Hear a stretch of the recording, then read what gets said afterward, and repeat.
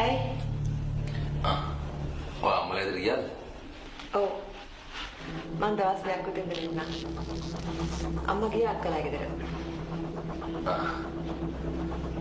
කොහොන අංගිලාවද? ඔව් එයා ඔක්කොම පන්සල් යන්න හදන්නේ. අද යාගේ බබාගේ බර්ත්ඩේ එකනේ. හරි හරි. මම වඩ පස්සේ ගන්නවා. හරි, ඔයා දැන් නිදා ගන්න. මං හෙට උදේට ගන්න.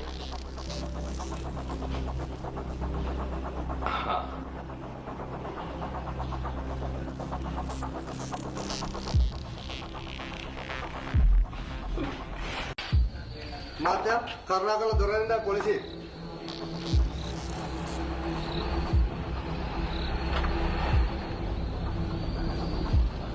වෙන කවුරුත් නැද්ද? මං විතරයි. ඔව්. එතනද? නෑ.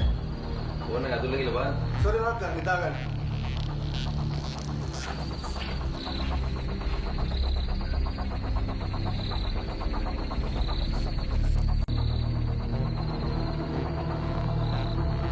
අපි දෙන්න හනිමූන් ටූර් එකක් ඇවිලින්. මේ මගේ කසාද බඳපු වයිෆ්.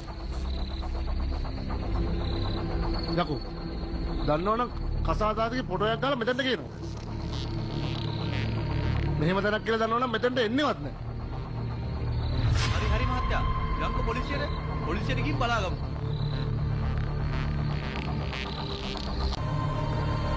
මහත්තයා. මම මේ දෙන්න වතුරනවා. මේ දෙන්නගේ වෙඩින් එක තිබ්බේ ගිය සතියේ. මාත් ගියා මෙයාගේ වෙඩින් එකට. මොකද මාත්‍යා මේ වගේ දැනවල අපචාර සිද්ධලා වැඩි. ඒකින්ද අපි විද්‍යා නීති ක්‍රියාත්මක කරනවා. අපි යමු.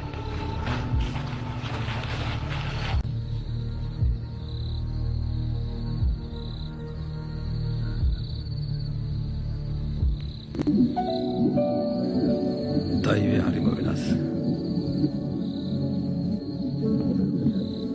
මට ඔය දෙන්න මේක කලේ මොකද කියලා මම ඔය දෙන්න ගන්නෑ. වැරද්ද කාගේ වුණත් දඬුවම් මට. ඔයා මට වංචා කළා. මාව රැවට්ටුවා. මන් රැවටුණා. හැමදාමත් වංචාව කරන්න බෑ. දෛවයකට